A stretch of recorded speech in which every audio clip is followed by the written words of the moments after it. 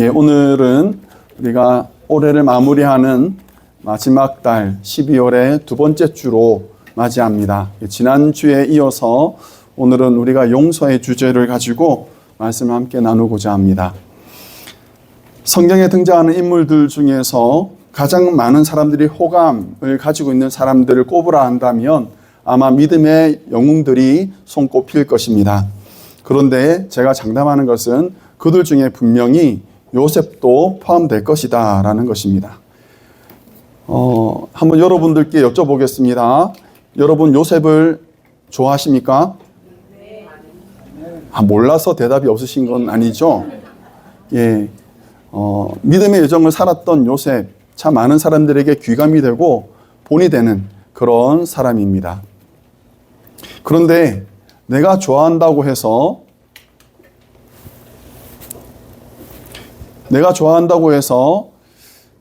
그렇게 되고 싶다라고 말하는 것은 또 다른 이야기인 것 같습니다. 여러분 요셉처럼 되고 싶습니까? 확실히 소리가 줄어들죠. 닮고 싶지만 그렇게 고생하고 싶지는 않기 때문입니다. 아들 삼았으면 좋겠다라는 생각이 들기도 합니다만 오랫동안 떨어져 있어야 한다 생각하면 그것도 좀 힘들 것 같고요. 그래서 딱 생각했을 때는 사위 정도면 좋겠다라는 생각이 듭니다. 인물 좋죠. 똑똑하고 외간 여자 쳐다보지도 않고 직업도 번듯하고 사람 반듯합니다. 무엇보다 믿음도 좋지요. 이만한 사위감 어디 있겠습니까? 오늘 잠시 요셉의 이야기를 살펴보고자 합니다. 요셉은 모두 10명의 이복 형제가 있었습니다. 친어머님 아닌 어머님이 집안에 3명이 더 있었습니다. 아마도 그 형제들 사이에서는 나름대로 견제와 질투가 있었을 거고요. 그런데 요셉은 철이 없었습니다. 형들의 잘못을 고스란히 아버지 야곱에게 일러줍니다. 유다 형이 나쁜 말 했어요. 스불론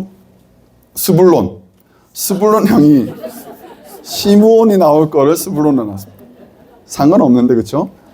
스불론 형은 다른 형들이 일할 때 혼자 놀았대요 라고 아버지 야곱에게 쪼르르 달려가서 다 알려주는 겁니다. 얼마나 얄밉습니까? 그런 요셉을 하필이면 아버지가 참 사랑했어요. 그런 야곱을 다른 형제들보다 더 사랑했습니다. 이것이 형제들의 심기를 건드렸습니다.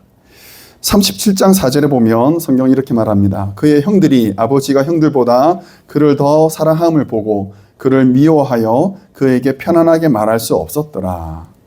형들도 불편한 동생이 된 거예요. 뭐 말만 하면 아버지한테 가서 일러주니까 불편한 거죠. 그런데 거기에 더해서 요셉은 눈치도 없었습니다. 요셉이 꿈을 꾸었는데 밭에서 자기가 묶었던 단이 가운데 서고 형들이 묶었던 단들이 그 주위를 둘러서서 그 앞에 절하는 꿈을 꾼 겁니다. 이거를 또 형들한테 쪼르르 가서 자랑합니다. 그리고 나서 또 꿈을 꾸는데 해와 달과 11개의 별들이 자기 별 앞에 절하더라라고 말을 합니다. 상상을 해보면 아마 이런 꿈을 형들한테 이야기할 때 요셉의 얼굴이 어땠을까요? 생글생글하지 않았을까요? 자랑하는 것처럼 말할 때 그 형들이 보면 얼마나 미웠을까요? 그러던 중에 형제들에게 기회가 찾아왔습니다. 형제들이 양치러 먼 곳까지 갔을 때 요셉이 형들을 찾아옵니다. 먼 곳에서 요셉이 오는 것을 보고 형제들이 이렇게 말합니다. 서로 이르되 꿈꾸는 자가 오는도다. 빈정거리는 거예요. 보기 싫다는 거죠. 그런데 이어지는 말이 무척이나 무섭습니다. 이렇게 말합니다. 자, 그를 죽여 한 구덩이에 던지고 우리가 말하기를 악한 짐승이 그를 잡아먹었다 하자. 그의 꿈이 어떻게 되는지를 우리가 볼 것이니라 하는지라. 무섭죠? 아무리 싫다 하더라도 동생을 죽여서 구덩이에 던지자. 그것을 혼자 생각하는 것도 아니고 다른 형제들과 함께 그런 것을 계획을 나눈다라는 것은 악한 거지요. 이후로 요셉은 고난의 연속을 겪게 됩니다. 구덩이에 던져지게 되고 지나가던 상인에게 노예로 팔려갑니다. 애굽에서는 한 고위 관료의 집에서 노예로 지내다가 여주인을 겁탈하려 했다라는 누명을 쓰고 감옥에 갇힙니다. 감옥에서는 다른 죄수들의 꿈을 해몽해주고 감옥에서 나올 수 있을 기회가 있었지만 그는 잊혀지게 됩니다. 시간이 흐른 후에 애굽 왕 바로가 심란한 꿈을 꾸었을 때 아무도 해석해 주지 못할 때 그것이 애굽에 닥치게 될 위기임을 요셉이 알려주고는 단숨에 애굽의 총리가 됩니다. 성경은 이런 요셉의 삶의 중요한 한 가지를 우리에게 강조합니다. 형통입니다. 형통. 그가 감옥에 갇혔을 때, 그가 억울한 누명을 썼을 때, 그가 여러 가지 고난을 당했을 때마다 성경은 이렇게 말합니다. 하나님께서 그와 함께 하심으로 형통하였더라. 어떤 상황이 있었든지 하나님이 그와 함께 하심으로 요셉은 형통할 수 있었던 겁니다.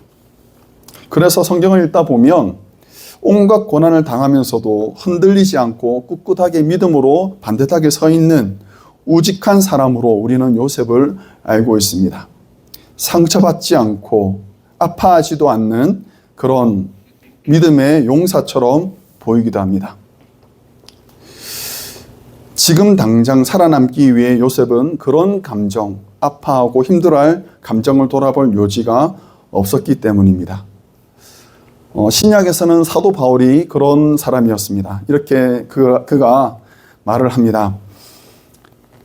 오직 성령이 각 성에 내게 증언하여 결박과 환난이 나를 기다린다 하시나 내가 달려갈 길과 주 예수께 받은 사명 곧 하나님의 은혜의 복음을 증언하는 일을 마치려 하면은 나의 생명조차도 조금도 귀한 것으로 여기지 아니하노라. 하나님께서 맡겨주신 사명을 이루기 위해서는 나의 생명조차도 아끼지 아니한다 라고 선언하는 이 바울이 사람들이 하는 말과 자기가 당하는 그 모든 시련과 고난을 아파하지는 않았을 겁니다. 저는 이런 바울이 부럽습니다. 상처 따위는 개나 줘버려. 그런 강철 멘탈이 저는 부럽습니다. 저는 유리 멘탈이거든요. 성경적으로 말씀을 드리면 질그릇 멘탈입니다. 뭔 말만 들어도 혼자 상처받고 삐지는 경우가 좀 있습니다. 쉽게 금이 가고요. 이가 나가버리는 그런 질그릇입니다. 몰랐죠? 저는 그런 사람입니다. 그러니까 여러분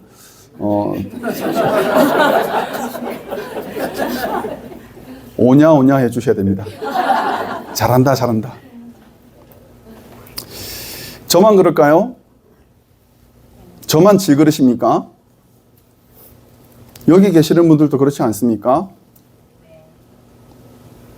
험악한 인생을 살고 지혜롭게 살고 지금까지 여기 왔지만 어떻게 보면 여러분들도 질그릇 아닌가요? 제가 아는 범위로는 몇 분은 순두부에 가까운데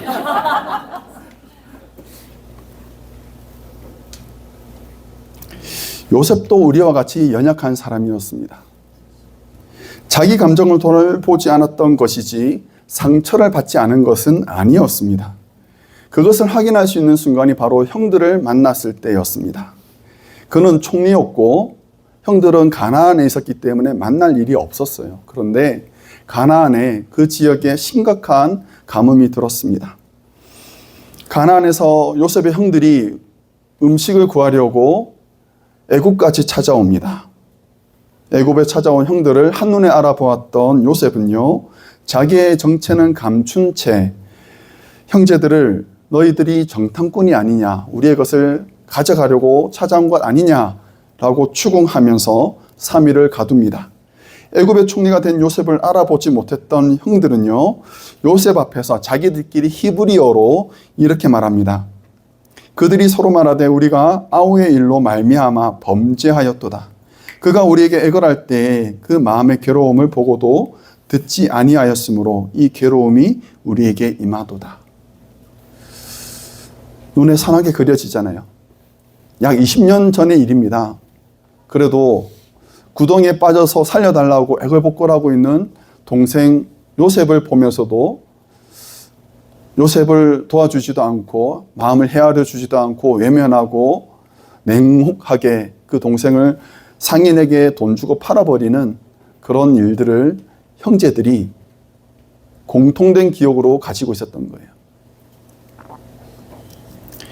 자기들끼리 이야기하는 것을 들었던 요셉은 그 앞에서는 티를 내지 않았지만 자리를 떠나서 통곡하고 돌아옵니다. 이것이 바로 요셉도 아파했다라는 증거예요. 요셉도 상처가 깊었다라는 거예요. 형들에게 배신당했을 때 그 어린 것이 구덩이에서 얼마나 간절했을까요? 사랑받는 아들에서 노예 시장에 팔려가는 노예가 되었을 때 얼마나 비참했을까요? 누명을 쓰고 대역죄인이 되어서 차가운 철장 뒤에 갇혔을 때 얼마나 억울했을까요? 꼭 도와주겠다라는 강부로부터 잊혀져 버리고 차가운 감옥에 기한 없이 갇혀 있을 때 그가 얼마나 절망했을까요? 비록 성경은 요셉의 감정을 표현하지 않습니다만 그 속이 썩어 문드러졌을 것은 우리가 너무나도 잘 알게 됩니다. 겨우 감정을 진정시키고 요셉은요, 인질로 사무엘을 잡아둡니다. 그리고 너희들이 정말 형제를 사랑하는 자들이라면 가나안에 있다는 그 막내 동생 베냐민을 데려오는 조건으로 형제들을 돌려보냅니다. 베냐민을 데려오라라고 말했던 이유는 유일한 혈육이었기 때문에 그렇습니다. 유일하게 같은 어머니로부터 나온 동생이었습니다. 베냐민과 함께 애굽으로 돌아온 형제들에게 요셉은 잔치를 벌여줍니다. 모두가 거하게 취했을 때 베냐민의 자루에다가 은잔을 몰래 집어넣고는 베냐민을 도둑으로 몹니다. 아마도 요셉의 마음속에 이런 계획이 있었던 것 같아요. 너 도둑이지, 너 죄를 범했지, 너 이리 와, 너 갇혀야 돼 하고는 요셉은 베냐민을 자기 곁에 두고 싶었던 것이 아니었을까? 다른 이들은 다 돌려보내고 내 사랑하는 동생은 내 옆에 두고 싶었던 것이 아니었을까라고 생각한 것 같습니다. 그런데 뜻밖의 상황이 벌어집니다. 자기를 상인에게 팔아버리는데 가장 앞장섰던 유다가 자신이 베냐민을 대신해서 갇혀 있겠노라라고 나선 거예요. 가장 크게 상처를 주었던 형한테 뜻밖의 모습을 발견한 거지요. 그리고는 유다가 이렇게 말합니다. 만일 베냐민이 자기 집, 가나안의 집으로 돌아가지 못한다면 홀로 계시는 아버지 야곱이 괴로워할 것이라고. 그 노년에 힘들어하실 거라고. 그 말에 요셉이 무너집니다. 감정적으로 무너졌던 것이 바로 45장 1절에 나오는 말씀입니다. 같이 한번 읽어보겠습니다. 요셉이 시종하는 자들 앞에서 그 정을 억제하지 못하고요 소리질러 모든 사람을 자기에게서 물러가라 하고 그 형제들에게 가지를 알리니 그때 그와 함께 한 다른 사람이 없었더라. 아멘. 요셉의 울음소리가 얼마나 큰지 바로가 있었던 궁정에까지 들렸습니다. 그리고 요셉이 이렇게 말합니다. 요셉이 그 형들에게 이르되 나는 요셉이라. 성경에 있어서 아마 가장 감정적으로 깊은 구절이 아닐까 싶습니다. 형제들에게 나를 괴롭히고 나를 힘들게 했던 그 형제들에게 애굽의 총리가 말하기를 나는 요셉이라 라고 말하는 거예요. 그리고는 아버지 안부를 묻습니다. 내 아버지께서 아직 살아 계시니까? 형제들이 그 앞에서 놀라서 대답하지 못하더라. 요셉이 형들에게 이르되 내게로 가까이 오소서. 요즘 저도 눈물이 많아져서 성경을 읽다가 좀 울컥울컥하는 장면들이 있는데 아마 이 장면이 그런 장면들 중에 하나입니다. 요셉은 형제들을 만났던 순간부터 그들을 가까이 하고 싶었는지 몰라요. 얼마나 반가웠겠습니까? 보고 싶었던 사람들 아닙니까? 아마도 양식을 찾으러 왔던 그 형제들에게 그 양식을 배나 안겨주고 싶었던 마음이 앞섰을 거예요. 그럼에도 자기를 감추고 그들을 정탐꾼으로 추궁하고 시험에 빠뜨렸던 것은요, 아마도 요셉이 받았던 그 상처가 그렇지 못하게 한 것이 아니었을까 생각이 드는 거예요. 그렇게 해주고 싶지만 과거의 상처가, 과거의 아픔이 그렇게 하지 못하도록 요셉을 억누른 것이 아니었을까요? 누군가의 인품, 누군가의 사람됨을 진짜 보고 싶거든 그 사람에게 권력을 쥐어줘 보라 라는 말이 있습니다. 상황에 따라서는 사람은 비굴해질 수 있습니다. 상황에 따라서는 눈치도 봅니다. 그러나 더 이상 눈치 볼 필요 없거나 비위 맞출 필요가 없어진다면 그 사람의 본성이 나온다고 합니다.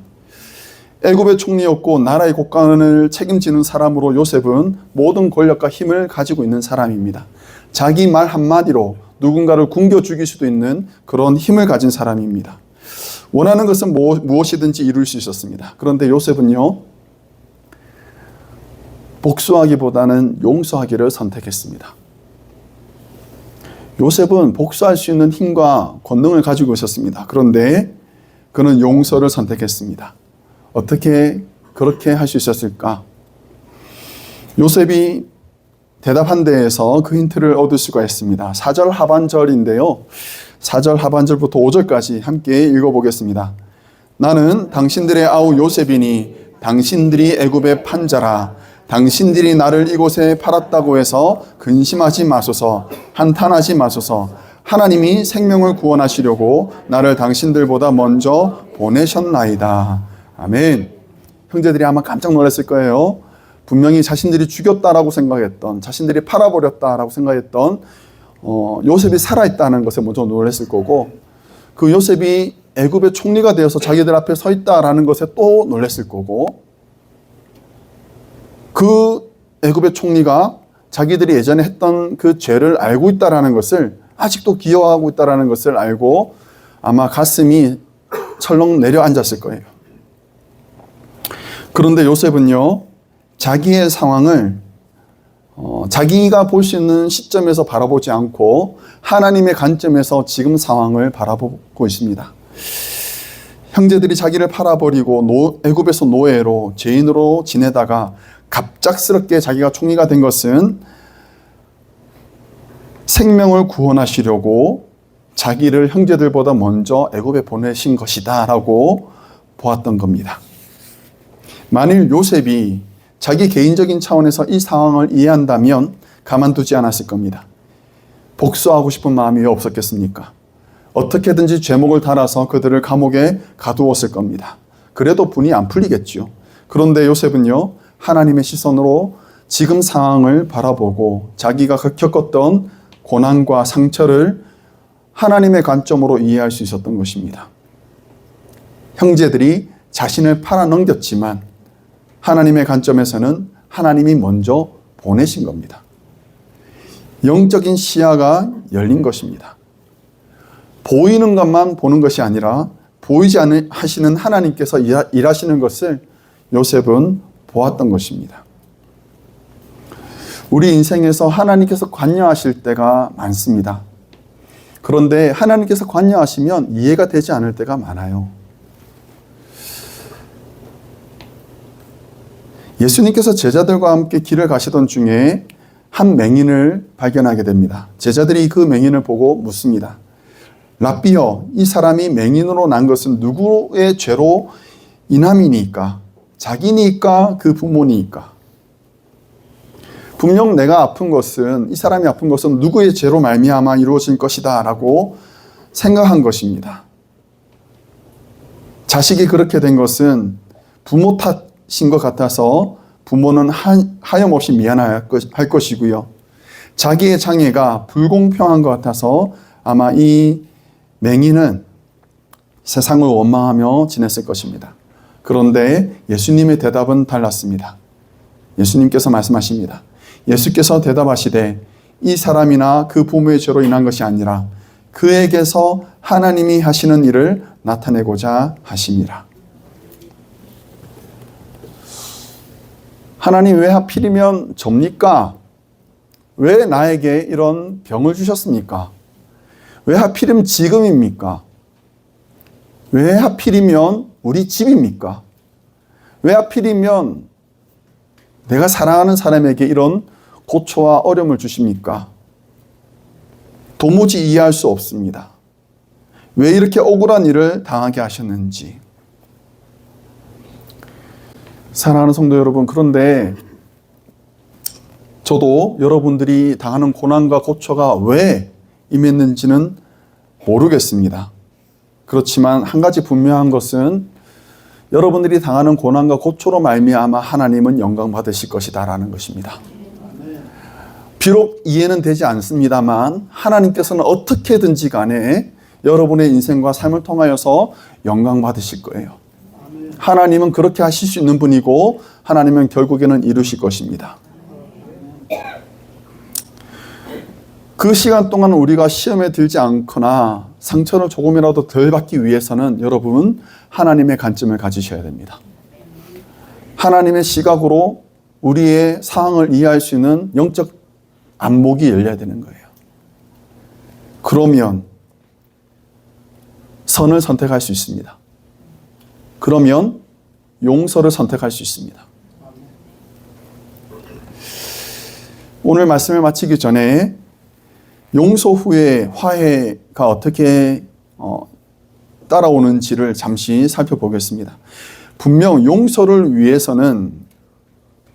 용서는 화해를 위한 필요한 과정입니다. 용서 없이 화해가 이루어질 수가 없습니다. 그래서 분명 용서의 과정은 진행되어야 됩니다. 그런데 화해하는 것은 용서한다고 해서 뒤에 분명히 따라오는 것은 아니다라는 거예요. 용서와 화해는 같이 와야 되겠지만 항상 붙어 있는 것은 아니다라는 것입니다. 그 사이에 신뢰가 필요합니다. 이 사건 후에 형제들은요, 가나안에 돌아가서 아버지 야곱을 모시고 애굽으로 돌아옵니다. 요셉은 자기 가족을 위해서 고센 땅을 준비하고 그 땅에서 가축들을 키우며 애굽에서 행복한 나날들을 보낼 수 있도록 준비합니다. 그리고 정말 행복했습니다. 아버지 야곱은 노년에 사랑하는 아들을 되찾고 그리고 자신의 인생을 이끌어 주신 하나님을 찬양하면서 정말 간증하면서 다녔습니다. 그러던 중에 야곱이 죽게 됩니다. 야곱의 죽음은 요셉의 형제들을 다급하게 만들었습니다.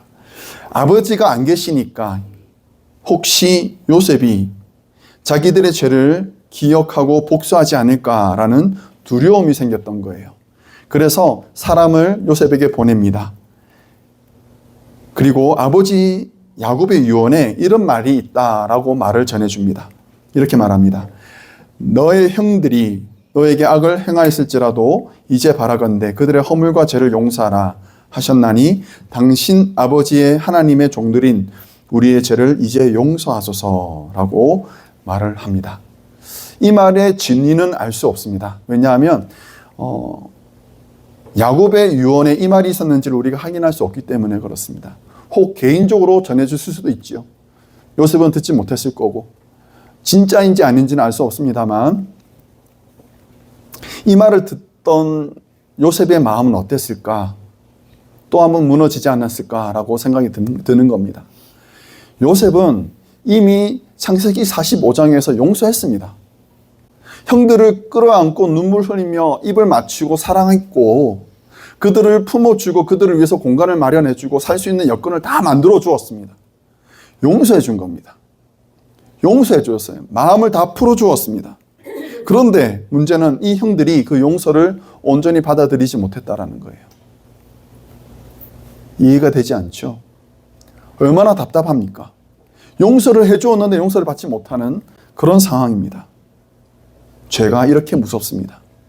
죄책감이라는 것이 이렇게 사람을 올가매고 자유롭지 못하게 하는 거예요. 용서를 온전히 받아들이지 못하는 모습. 혹시 우리의 모습은 아닌가요? 하나님께 용서를 구하고 눈물로 기도했으면서도 여전히 불안해하고 두려움으로 지내고 있는 것은 아닌가요? 혹시 내가 지금 이런 고난을 당하는 것은 내가 죄를 지어서 그런 것이 아닐까라고 생각하며 그냥 두려움 가운데 빠져 있는 것은 아닌지요. 이런 신앙은 용서받았음에도 불구하고 아직 하나님과 화해하지 못한 상태 아닐까요?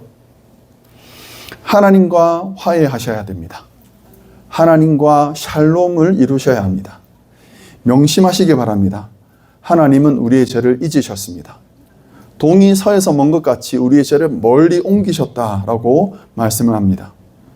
형들을 바라보던 요셉의 심정 얼마나 답답했을까요? 죄의 용서를 확신하지 못하고 여전히 하나님을 불신하고 있다면 요셉이 형들을 바라보는 것처럼 하나님께서 우리를 바라보시면서 얼마나 가슴 치시며 답답해야 하실까요? 요셉이 형들에게 말합니다. 50장 19절에서 21절까지 말씀입니다. 이렇게 말합니다. 요셉이 그들에게 이르되 두려워하지 마소서. 내가 하나님을 대신하리이까. 당신들은 나를 해하려 하였으나 하나님 그것을 선으로 바꾸사 오늘과 같이 많은 백성의 생명을 구원하게 하시려 하셨나니 당신들은 두려워하지 마소서. 요셉은 사람들의 손에 의해서 수없이 많은 시간들을 고난과 고초를 당하며 보내야 했습니다. 그럴 때마다 요셉이 발견했던 것은 하나님의 선하신 손길이었습니다. 사람의 손길은 자기를 괴롭혔지만 하나님의 손길은 자신에게 선을 베풀어 주셨던 거예요. 그래서 감히 당신들은 나를 해하려 하였으나 하나님은 그것을 선으로 바꾸셨다라고 말할 수 있었던 것입니다. 하나님 때문에 당신을 용서할 수 있다라고 말하는 거예요. 사랑하는 성도 여러분, 우리 모두는 연약한 질그릇입니다. 나만 그런 줄 알았는데 우리 옆에 있는 형제 자매들, 배우자와 자녀들 모두 연약한 그릇들입니다. 그러므로 그분들을 다루실 때, 그분들을 대하실 때 마치 나를 대하듯이 내 옆에 있는 형제 자매들을, 우리 사랑하는 이들을 대하시기를 바랍니다. 말 한마디로 금이 갈 수가 있습니다. 그러므로 우리의 말과 행동을 조심해야 되는 것입니다.